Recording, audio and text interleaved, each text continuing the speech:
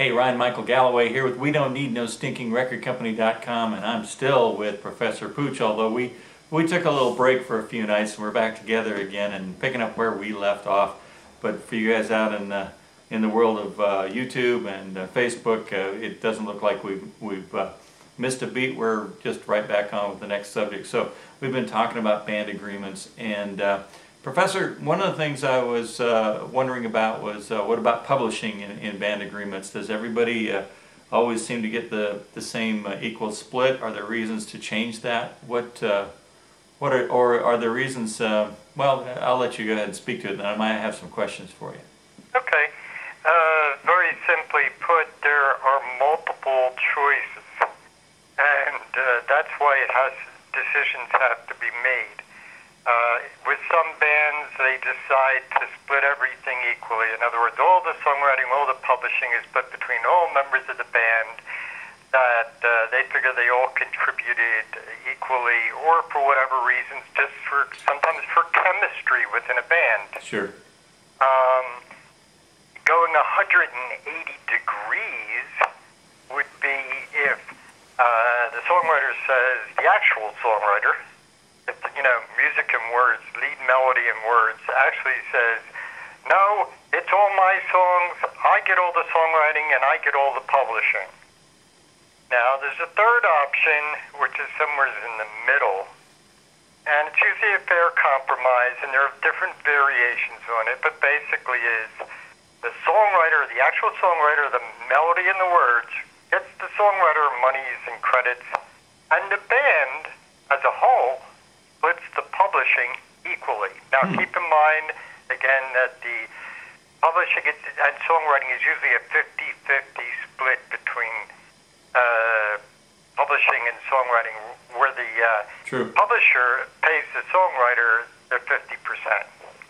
And that's the way it normally goes.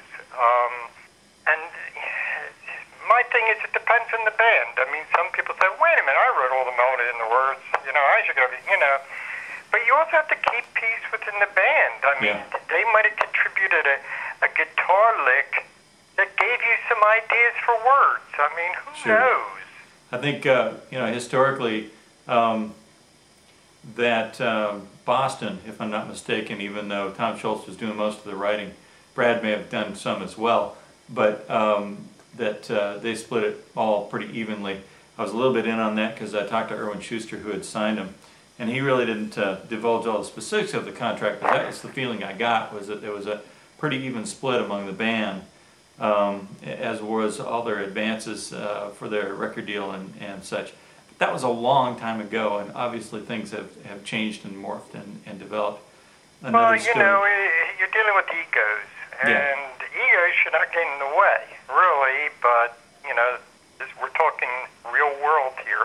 Yeah. Well, but the point is, it can be negotiated down. There's all ways of doing it. I mean, look at the problem with, like, the Beatles, with the Lennon and McCartney wrote all the songs, basically, and George Harrison was allowed one song on the album. And that went on for albums and albums. Yeah, and we talked about that a couple nights ago. I think we also mentioned Paul Cook, who was the drummer for Sade, and how he felt like he got badly rooked. Then you've got Stone Ponies, which was Linda Ronstadt's band. Yeah. And they got treated exceptionally well, according to them. So, at least according to one or two of the members I've heard talk about it. So. Right, my thing is, the chemistry of the band is very important, too. Yeah. Now, there are exceptions. Let's say 3 of the band members have been together for 5 years, and there's a new guy comes in. Should he be getting the same thing? We discussed that also with the artist, about the artist split, about is someone more equal than someone else. Right. But you got to keep in mind to keep everybody happy. If, some bands are cool and say, oh yeah, you wrote the song, that's fine, And I guess, like we talked about also a couple posts ago, that if you're bringing people in after the fact, band members change, and provisions for how they get out of the agreement and how new people are brought in, and probably brought in with a little bit lesser standing. All that's seems to me like things you want to be thinking about in this agreement that you're putting together. Oh, definitely, definitely, and everything about it. What about the band? Here's one for you. What about the band member who's leaving? I bought most of the equipment. Oh, yeah. I've been there before. Okay, I on mean, several we've sides all of that. been there. You know, I mean, I remember my band centuries ago, buying all the equipment. You know, I mean, well, if you want to leave, you're not getting any of the equipment. I paid for it. Exactly. So, all right, good stuff.